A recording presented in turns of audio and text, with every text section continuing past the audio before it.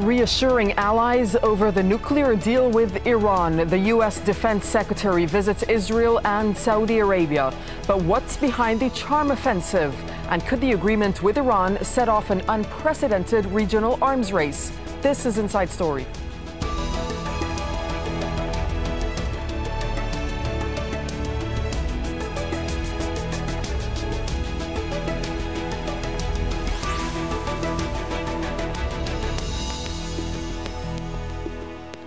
Hello and welcome to the program. I'm Darine Abougaida. On the face of it, the United States is selling the deal to limit Iran's nuclear ambitions as one that will make the Middle East and beyond a safer place.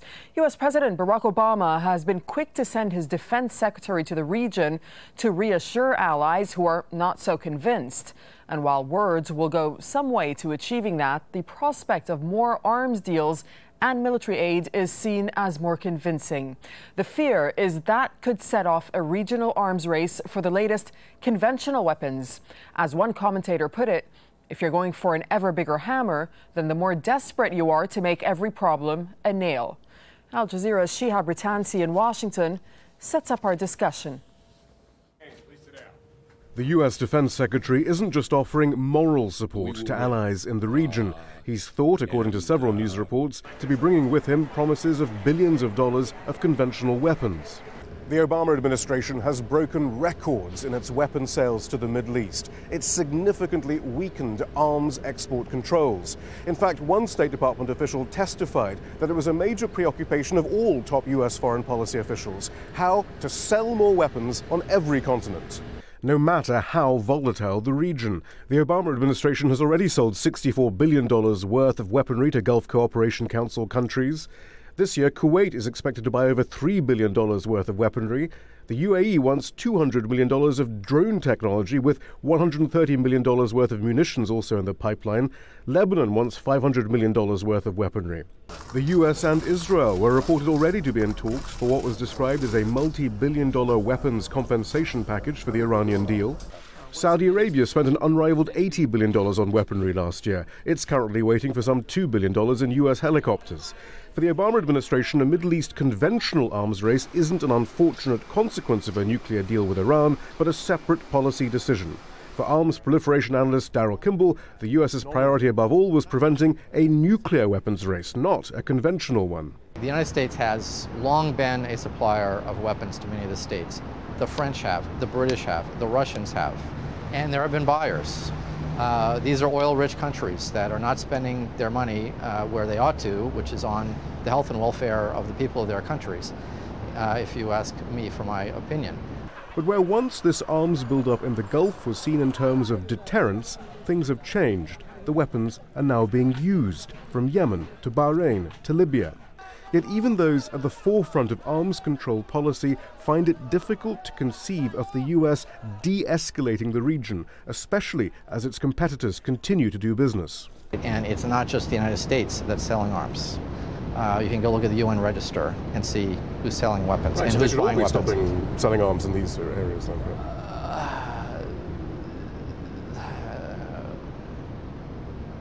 We've got to make sure that we're not selling the types of weapons that can fuel these conflicts. And it has yet to be seen whether that is possible. Shihab Ritansi, Al Jazeera, Washington. Plenty to discuss. Let's get the thoughts of our guests. Over in London, we have Michael Stevens. He's a research fellow for Middle East Studies at the Royal United Services Institute. Joining us from Dubai is Ali Khederi. He's the CEO of the strategic consultancy Dragoman Partners. He's also a former advisor to 3 heads of U.S. Central Command. Over in New York, Mike Lyons is with us. Mike is a military analyst. He's also a senior fellow at the Truman National Security Project. Thanks for being with us on Inside Story. Mike, for the United States, is the Middle East's conventional arms race a consequence of that nuclear deal we saw with Iran, or is this a separate policy decision? It's a separate policy decision. It might be one of those unintended consequences, though, and I think The Obama administration is going to deal with it as best as possible. The focus will likely be with Israel first. Now, they're working off a deal that was done, I believe, about 7 or 8 years ago, but they'll likely come back and sweeten that deal now to try to do what they can to keep Israel favored when it comes to any kind of military advantage there. But I do think that you're going to see more conventional arms pour into the region because of the deal. Okay, but according to what you're saying, Mike, it doesn't sound like it's a consequence of the nuclear deal with Iran. There are reports that even before the deal was done with Iran, the United States was trying in some form or another to appease Israel. And the reports coming out is that they're giving them $1.9 billion in additional military. Well, and the kind of military they're giving them are bunker buster bombs, likely capability to deliver that. They want Israel to feel assured that if there's any nuclear capability in the future that comes out of the deal, if Iran decides that they're not going to comply, they want Israel to feel that they at least have some capability. I mean, it doesn't surprise me. They have developed these kind of anti-ballistic and these kind of technologies in the past. Iron Dome's a good example of that. And the United States will continue to pour research and funding into that kind of technology. Ali, in Dubai, for the Gulf countries and for countries in the region, same question. Is an arms race a consequence of that nuclear deal with Iran, or is this strictly policy decisions that these countries are taking? Well, we've already actually seen an arms race over the past decade in that the war in Iraq in 2003 eliminated Iran's principal Western adversary, that was Saddam Hussein's regime. Since then, the Iranian government has spilled over and built a massive amount of influence in Iraq, to the point really where the government in Baghdad is now a client of the Iranian theocracy. So as a result of Iran really taking control of Iraq, now really taking over Syria through the Assad regime, and then of course through its proxy Lebanese Hezbollah, in addition to its activities in Bahrain and Yemen, the Gulf countries plus Israel and NATO's Turkey have all seen a need to build up their defense and intelligence architectures as a means of defending themselves against what they see increasingly as an assertive, belligerent, and increasingly successful Iranian campaign to export the Islamic Revolution and to build allies across the region. So are we seeing an unprecedented arms race then in the region? We are, absolutely. We are in uncharted territory. And the thing, frankly, that concerns me so much is the fact that for many years now, for much of the past decade, both our Israeli, Turkish, and Gulf Arab allies, all of them have been warning Washington, including when I was at the U.S. Embassy in Baghdad and then at Central Command with General David Petraeus and General John Allen, our ISIL czar now. They've been warning us continuously since then about Iran's increasingly assertive, malevolent, and aggressive behavior across the region. For much of that time, under both the Bush and Obama administrations, Washington has refused to concede that reality.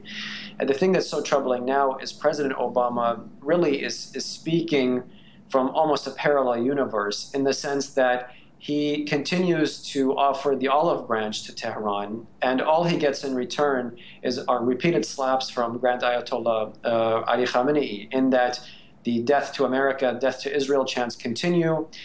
Iran's aggressive activities through the Quds Force in Iraq, Syria, Lebanon, Yemen, Saudi Arabia, and Bahrain continue unabated. In other words, every time the West tries to reach out to Iran and turn a new page, they are met. Iran views this as concessions and feels increasingly more assertive and capable and willing to continue to export the Islamic Revolution and to realize what it believes to be the Neo-Persian Empire. In fact, that is what Iranian officials have repeatedly said, is that there is now a new Persian Empire. And several months ago, the former Iranian intelligence minister, Mr. Vilayati... Right, but let's just focus on the arms and weapons deals for a second, Ali. So then are you saying the countries in the region are correct to be buying these weapons in multi-million-dollar deals, and are countries like the United States, as well as other European countries, correct in selling these weapons at such unprecedented rates and amounts?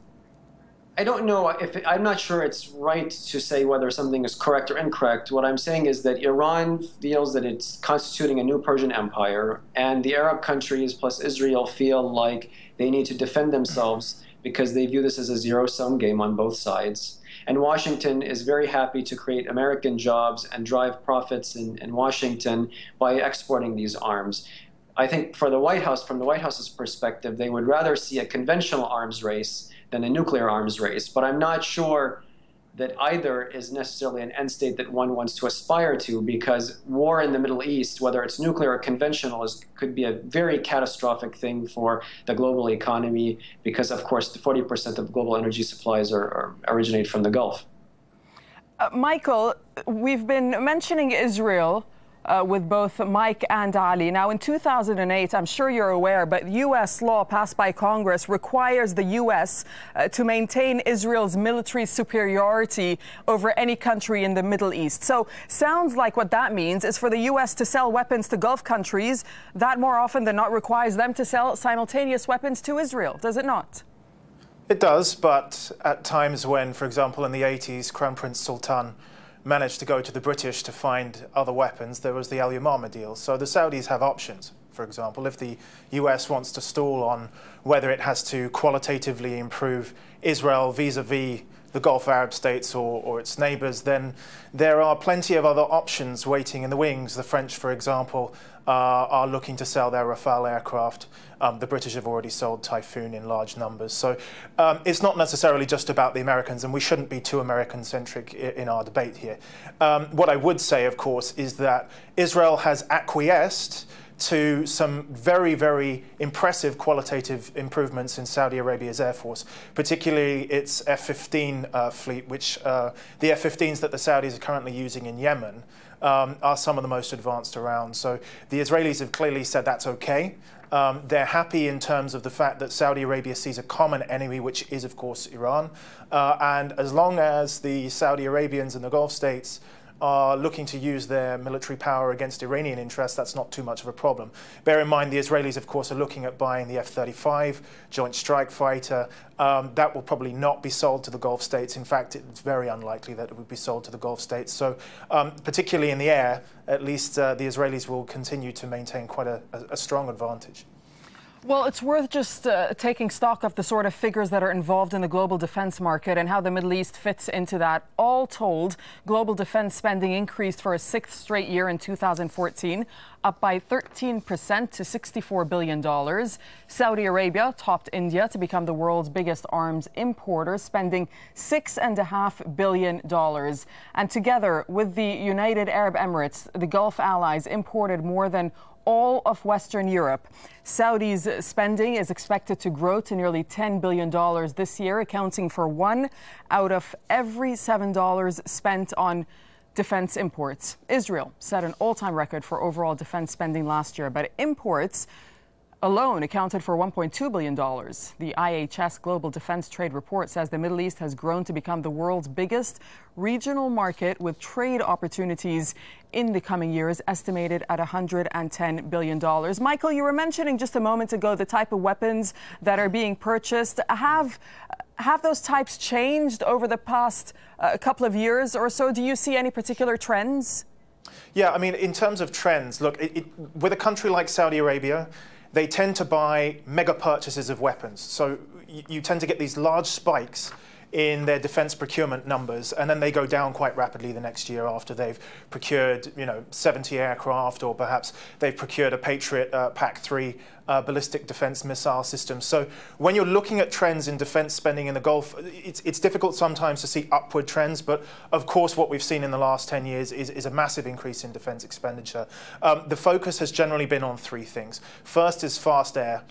So you're talking about the Typhoon aircraft, the Rafale, the F-15s that the Saudis purchased. The second is what we call standoff munitions. Standoff munitions tend to be missiles fired from aircraft that are ground attack missiles, which outreach the strength of any air defense systems that you have. So you can fire a missile at a target before the air defense system in that country has time to engage. The third, of course, is ballistic defense missile technology, and that's where we've seen a real increase, particularly in the UAE. Now Qatar as well has been buying the Patriot system and the THAAD system, and the Saudis as well have been buying the Patriot system. So those have been the three areas where we've seen a vast increase in spending. Now, it's important here to note that a lot of that spending has already been done in the last 2 or 3 years. What more could be added qualitatively and quantitatively that would increase the deterrence of the Gulf states vis-a-vis Iran. It's difficult to see other than buying extra toys that don't actually add too much to the current mix that you've got. Because remember, of course, wherever there are capability gaps, and there are severe capability gaps in the GCC, the Americans, the French and the British tend to be able to fill those gaps. So the British will be deploying more aircraft into Al Minhad. They will be building more facilities at their port in Bahrain. The Americans and the French have made similar commitments. So where those capability gaps are short, it doesn't necessarily have to be matched by defense spending. Mike, I see you nodding along to what Michael is saying. Would you like to just comment on that? And also, how do you see the change in how the weapons are actually being used in the Middle East? We see the multiple wars across the region and weapons being actually used in countries like Yemen. Yeah, I'd like to just add a drone technology to that as well, and that standoff capability is really what the United States almost has right now, is a standoff military in that to reach out and touch the enemy without getting very close. It's really where warfare has changed. It's where technology has come in. Now technology has always had an impact on war and how war is waged, going back 1800s, 1900s as well. You fast forward into this century, you have just high-tech, high, expensive equipment that is very lethal, but it's also very efficient in its design. And Mike, could Iran's, some people describe it as reintegration into the international community after the nuclear deal was done, develop into a sort of Russian-Chinese Western battleground for arms sales? Well, that would be a challenge, and I think part of the issue is keeping Russia and other countries out of this Middle East conventional arms race as well. You look at where would they wage this conventional war, where would it take place? If you're Iran right now, you're actually pushing your defenses out and probably likely in Iran. So the generals, if they're planning to defend anything, this fight that takes place, when you think about it, is somewhere in Iraq, let's say. But they still have to put together a fairly decent-sized conventional force. You still need manpower. There's still great distances that separate these countries as well. And, you're just not going to be able to get away with having a ballistic war as well. I think what's the change is going to be cyber. Cyber will put another wrinkle into how warfare is eventually conducted in the Middle East. Ali, when it comes to arms control among countries in the region, how much interest is there? Not much from the regional countries, I think, frankly, because at this point, again, both sides are feeling threatened and both sides want to arm themselves as much as possible. So on the Iranian side, after decades of sanctions since the 1979 Islamic Revolution, they're going to be very eager in several years when the arms embargo is lifted to purchase, for example, MiG-29 or MiG-31 or Sukhoi jets from Russia or China. And then on the Gulf side, you already have F-16 and F-15 purchases. You have the Patriot PAC-3 system. You have the THAAD high-altitude air defense system, plus the tanks and Apache attack helicopters. And then, as was mentioned earlier, in Israel, you have the F-35 purchases, which only Israel will get in the region because of the qualitative military edge statutes in the United States. So you have increasingly an arms buildup, and you will see over the next several years an arms buildup with both sides. And frankly, on both sides, they're increasingly being used. So for example, the Gulf F-16 and F-15 aircraft are being used daily now in Yemen, and in some cases in strikes against ISIL in Iraq and in Syria. You've also had the Apaches being used along the southern border in Saudi Arabia with Yemen. And then in Iraq and in Syria, the Iranians have deployed the Ilyushin 76 cargo aircraft, which they have gotten from the Russians and Soviets over the years. Plus, they've actually deployed tanks and other munitions, usually unconventional IEDs in places like Iraq and in Syria. And now they're teaching the Houthi rebels and even some Bahraini dissidents how to build these IEDs, because, as was mentioned earlier, the trend increasingly is toward irregular and asymmetric warfare. So you're increasingly seeing cyber being deployed, but also subversion campaigns, car bombs, things that, frankly, conventional weapon systems cannot protect against. And I think, frankly, that's the biggest gap in the Gulf security architecture, is a means to wage war against the Iranian Revolutionary Guards, which specialize in asymmetric and irregular warfare. That's how they were able to bring the Israelis to their knees in 2006 via Hezbollah. Okay, so do you see that gap in the near future being minimized? I think both sides are going to continue to purchase conventional arms, but the Iranians will continue to specialize in irregular and asymmetric warfare, while the Gulf countries especially will continue to rely on massive purchases of conventional high-tech weapon systems. I think, in other words, they're bracing for a conflict that will pit apples against oranges. And speaking of conventional weapons, Ali, I'll just stick with you for one more question. Then, gentlemen, I'll bring you into the discussion. How much, I mean, you worked at, you were an advisor, rather, to 3 heads of U.S. Central Command. So tell us this, how much does keeping close security ties as well as political ties with the U.S. Factor into these purchases of weapons? It is the CENTCOM commander's full-time job to liaise with regional leaders at the head of state and Minister of Defense level, and to sell weapon systems, to integrate those weapon systems between countries and then with the American arsenal. Frankly, what I saw at my time at CENTCOM is that the CENTCOM commander is basically the world's largest arms merchant, in that because of the volume of weapons being sold in the region, if the U.S. government plays a direct role interfacing between the purchasing nations and the American defense contractors, because it's all part of, obviously, our national security architecture.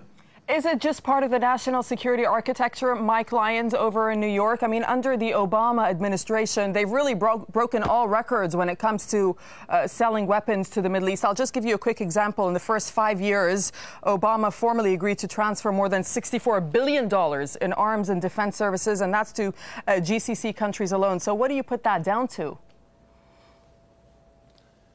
Yeah, I do think that we're challenged, though, because we've created this policy of, again, a standoff military. Not being there in the region with a ground presence, for example, I think it's very concerning. And we're kind of losing touch about what the real impact about this, what this could be. And I do think that this administration is going to toss this over the transom to the next one to try to figure out. And what the world looks like, again, 2 years from now is going to be very different than it is here. So, but you're seeing the Obama administration, though, just kind of toe the line when it comes to the pressure in order to keep U.S. jobs and U.S. manufacturing plants humming and sending these weapons overseas. Michael Stevens in London, do you agree with that? There is a point that certainly the economy in the U.S. and the weapons industry in the U.S. is spurred by selling these conventional weapons to the Middle East. Yeah, and it's the same in the UK too. Look, let's be perfectly honest. There was a time in the 80s when the Al-Yamama deal was very welcome by the Thatcher government, thank you very much. When you're bringing in $40 billion worth of cash, it helps. And so there's clearly a financial aspect to this where not just in the United States, but also here, there are certain constituencies in the country which have a vested interest in the arms manufacturing industry being maintained. It is good for the economy, but look, it filters into other areas, okay?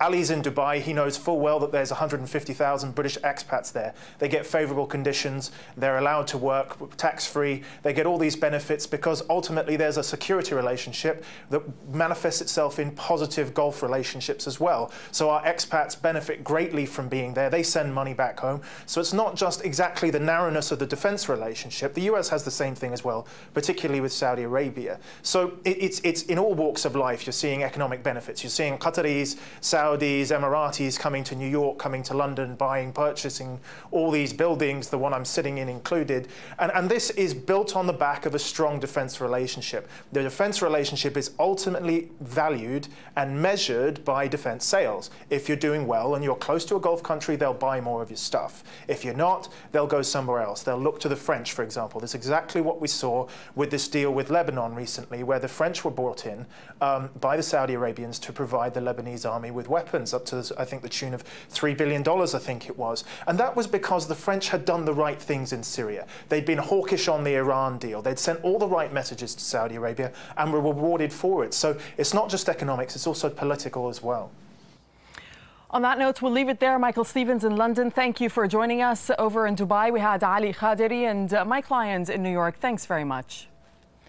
Well, thank you for watching. As always, we welcome your thoughts. You can get in touch through our program page on aljazeera.com. You can post your comments on facebook.com/AJ Inside Story. You can also tweet us using @AJ Inside Story. From myself and the whole team here in Doha, goodbye for now.